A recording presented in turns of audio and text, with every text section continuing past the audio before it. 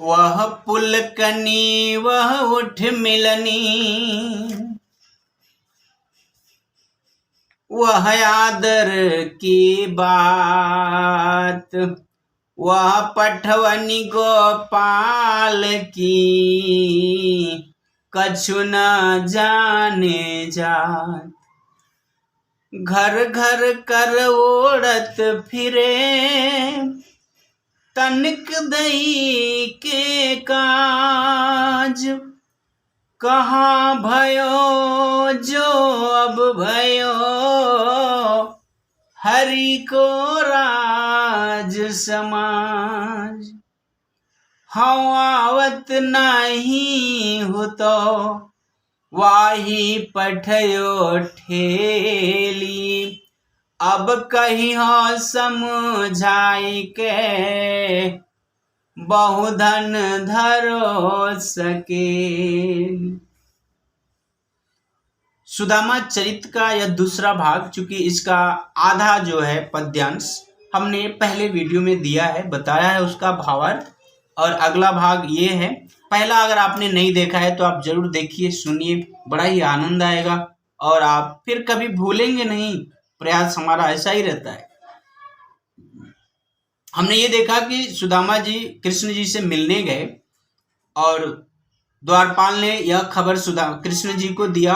सुदामा जी की बात जानकर कि हमारे परम मित्र सुदामा जी आए हैं।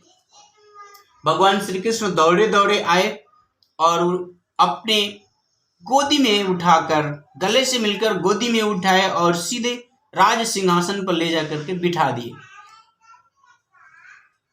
अब इन सारी बातों को याद करते हुए भगवान के इस लुभावने, मनोहर और मार्मिक बातों को भगवान कैसे हैं, इन सारी बातों को सुदामा जी जो है अनदेखा कर देते हैं। और इन सुदामा जी किस उद्देश्य से गए थे उस बात में थोड़ा सा वो उलझे हुए हैं। और देखिए क्या क्या सोच रहे हैं। वह पुलकनी वह उठ मिलनी, यानी वह प्रसन्नता की बात, पुलकनी यानी खुशी, और उठ करके मिलना, आदर से बात करना, और वह पठवनी गोपाल की, श्री कृष्ण जी का फिर से विदा करना।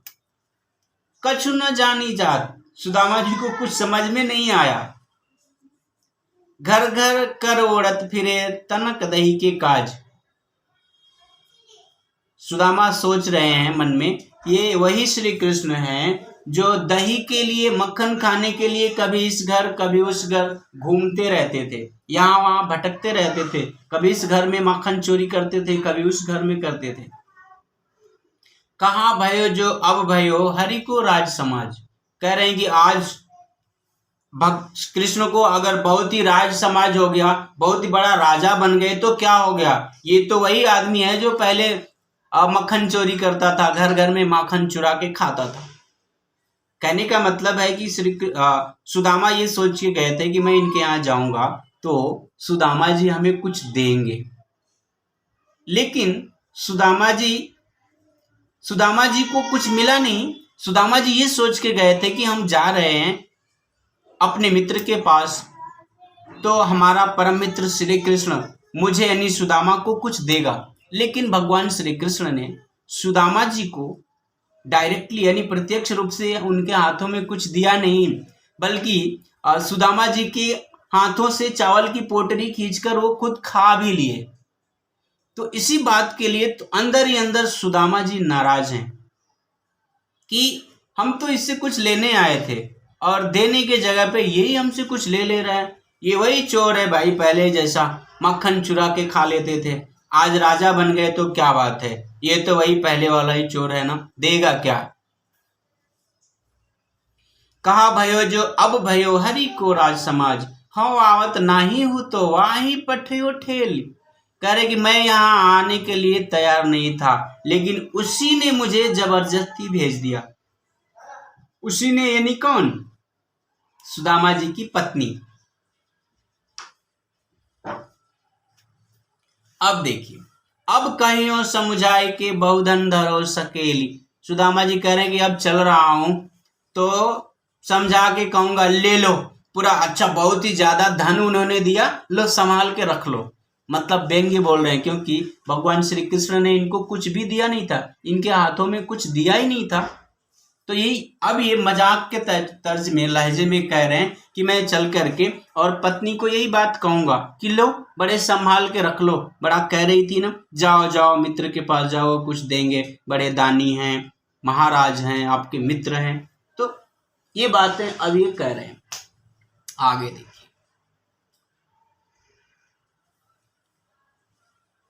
वैसोई राज समाज बने गज, बाजी घने मन संभ्रम छायो, कई धोपरियो कहो मार्ग भूली, कि फेरी के मैं अब द्वारिकायो, भवन बिलो की बेको मन लोचत, सोचत ही सब गाँव मझायो, पूछत पाड़े फिरी सब सो, पर झोपड़ी को कहूँ खोज न पायो। यानी अब श्री कृष्ण जी के यहाँ से जब सुदामा जी विदा हुए तो ये सारी बातें सोचते हुए आ रहे हैं। और देखिए कह रहे हैं कि वैसे ही राज समाज बने, जहाँ सुदामा जी का घर था अब वहां पर द्वारिकापुरी के जैसा ही राज समाज बन गया था, राजमहल बन गई थी। जहां श्री कृष्ण जी की झोपड़ी थी वहां राजमहल बन गया था, राजा का घर। यानी भगवान श्री कृष्ण ने सुदामा जी को बिना बताए ही ये सारा इतना सारा कुछ दे दिया। सुदामा जी को कुछ पता ही नहीं था। अब सुदामा जी अपने घर गांव की ओर आ रहे हैं और अपनी कुटिया को ढूंढ रहे हैं, अपनी झोपड़ी को ढूंढ रहे हैं। तो ये सारा दृश्य वे देख रहे हैं। गजबाजी घने मन संभ्रम छायो। अब यहाँ देख रहे हैं कि राजा का घर है, गज यानी हाथी है, बाजी यानी घोड़े, तो राजमहल है, हाथी घोड़े सब खड़े हैं, द्वारपाल पहरेदार खड़े हैं, मेरी मड़ई कहाँ है। तो ये देख करके सुदामा जी फिर भ्रम में पड़ गए, नहीं कंफ्यूज हो गए, चकरा गया उनका दिमाग कि कहीं मैं फिर से वापस द्वारिकापुरी तो ही नहीं लौट के आ गया। क्योंकि ये द्वारिका से वापस आए थे अपने घर, अपने ही घर इन्होंने सारा बदला हुआ देखा, झोपड़ी के जगह पे महल। लेकिन इनको ये बात पता नहीं थी कि ऐसा कुछ हुआ है, इसलिए अब इनको विश्वास नहीं हो रहा है। इनको लग रहा है कि मैं भूल के वापस द्वारिका में ही आ गया हूँ। कह दो परियो कहो मार्ग भूली, कह रहे हैं कि कहीं मैं रास्ता तो नहीं भूल गया, कि फिर कह मैं अब द्वारिका आयो, या फिर मैं वापस द्वारिका लौट आया। भवन बिलो की बेको मन लोचत, सोचत ही सब गाँव मझायो। भवन बिलो की बे यानी राजमहल को देख करके राजमहलों को देख करके इनका मन जो है बड़ा ललच रहा है। देख रहे हैं कि इतनी सुंदर महल, लेकिन मेरी झोपड़ी कहाँ है। सोचते ही सब गांव मझायो, गांव के बीच में यानी खड़े होकर के वहां ये चारों तरफ देख करके बड़े ही परेशान हैं, हैरान हैं। और लोग भी इनको देख रहे हैं, ये लोगों से ऐसे ही पूछ रहे हैं। पूछत पांडे फिरी सब सो, यानी सुदामा, पांडे सुदामा जी जो है सबसे यही पूछ रहे हैं कि पर झोपड़ी को कहूँ खोजत न पायो। यानी वो पूछ रहे हैं मेरी झोपड़ी कहाँ है, सुदामा की झोपड़ी कहाँ है, लेकिन इनको अपनी झोपड़ी कहीं दिखाई नहीं दे रही है, नहीं ढूंढ पाए ये, क्योंकि ये तो सब भगवान की लीला है। कैवा टूटी सी छानी हती, कहाँ कंचन के अब धाम सुहावत। कहते कि कहीं यानी इसी जगह पे कभी टूटी झोपड़ी होती थी, टूटी फूटी झोपड़ी रहती थी, कहाँ कंचन के अब धाम सुहावत। और आज जो है वहां पे राजमहल बन गया है, सोने चांदी से मानो राजमहल भरा हुआ है। कै पग में पन ही न हती, कभी भगवान श्री सुदामा के पैरों में श्री कृष्ण, चूंकि देखिए कभी सुदामा जी के पैरों में पन ही नहीं होती थी, लेकिन आज जो है कह लो गजराज उठाड़े महावत।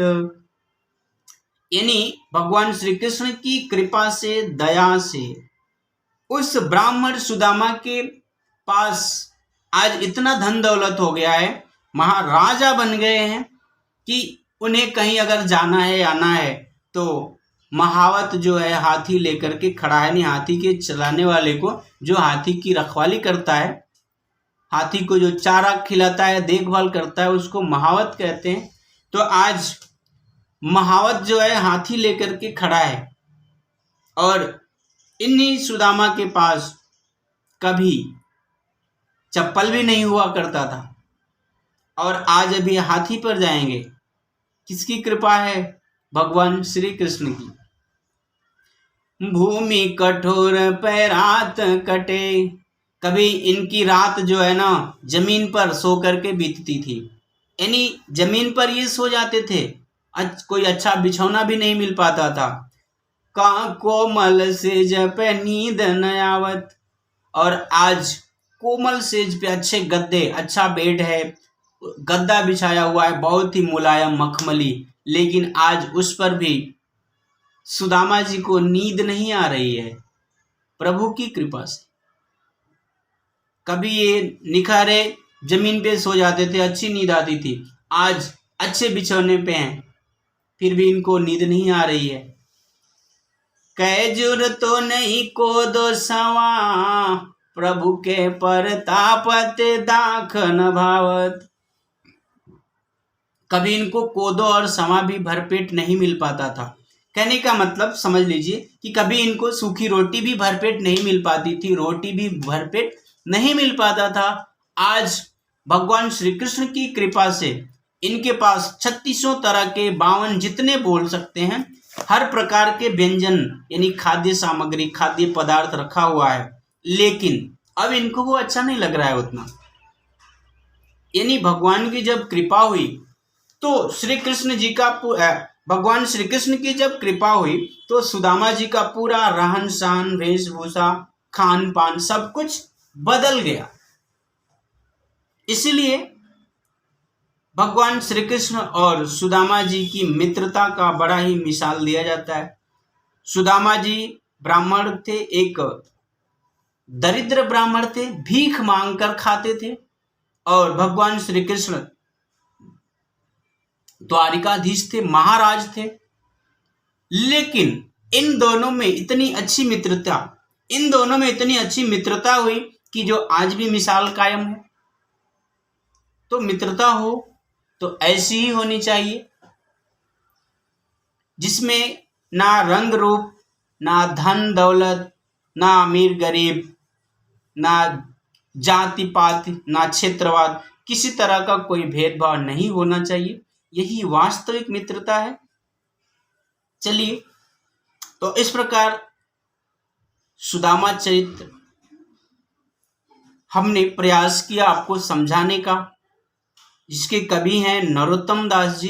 बड़े अच्छे ढंग से इन्होंने लिखा है। जितना इन्होंने अच्छे ढंग से लिखा है, समझाना हमारे लिए बड़ा मुश्किल है, लेकिन प्रयास जारी है। हमारे चैनल पर आईसीएसई, सीबीएसई बोर्ड की बहुत सारी वीडियो हैं, आप जरूर देखिए। +1, +2 यानी इंटरमीडिएट की भी पूरे सिलेबस को हमने बताया है। चाहे आप व्याकरण, किसी भी चीज की जानकारी आप प्लेलिस्ट में एक बार देखिए और वहां से आप फायदा उठाइए। हमने बहुत मेहनत किया है, फायदा अब आपके हाथ में है। आप देखेंगे तो आपका फायदा होगा ही होगा। अगर आप नहीं पढ़ते हैं कक्षा 10वीं में, इंटरमीडिएट में, आपके मित्र हैं, आप उन्हें ये सुझाव दे सकते हैं, आप ये वीडियो शेयर कर सकते हैं, ताकि उनका भी भला हो। कर भला तो हो भला। और इसमें आपका लगने वाला भी कुछ नहीं है, ये नहीं कि आपका कुछ लगेगा। निस्वार्थ भाव से हमने आप तक अपना ज्ञान पहुंचाने का प्रयास किया। अब आपकी बारी है, आप अपने मित्रों, रिश्तेदारों में भी भेजिए, ताकि उनका भी भला हो, वो भी कुछ सीखें। अगर मेरी बात आपको अच्छी लगी है तो ही भेजिएगा, अगर आपको अच्छा नहीं लगा है तो मत भेजिएगा। धन्यवाद। जय हिंद, जय हिंदी। जहां भी रहें सावधान रहें, सतर्क रहें, साफ सफाई रखें। और एक बात है, पर्यावरण की सुरक्षा के लिए हमें पेड़ पौधों को बचाना और जो हैं उन्हें बचाना और पौधा रोपण करना बहुत ही जरूरी है। तो आप सभी से मेरा ये भी एक निवेदन है कि अगर आपके घर के अगल बगल भूमि है, जमीन है, तो आप पौधा जरूर लगाएं और उसकी देख रेख भी करें। कई सारे लोग पौधा लगा देते हैं, फिर पानी नहीं देते हैं, वो सूख जाता है, मर जाता है। तो एक दिन लोग फोटो खिंचवाने के चक्कर में पौधा लेते हैं, लगाते हैं, फिर देख रेख नहीं करते हैं और वो सूख जाता है। तो अगर आपको एक दिन के लिए ऐसा काम करना है तो मत करिएगा। आप पौधा लगाते हैं तो आप उसे सींच के बचाए भी रखें, उसे जीवित रखें। जीवों पर भी दया करें, पशु और पक्षियों को भी सुरक्षित रखें। ये हम मनुष्य का ही दायित्व है। जियो और जीने दो। अच्छा, धन्यवाद। फिर हम कुछ नया लेकर आपसे मिलेंगे। तब तक के लिए अलविदा। जय हिंद, जय हिंदी।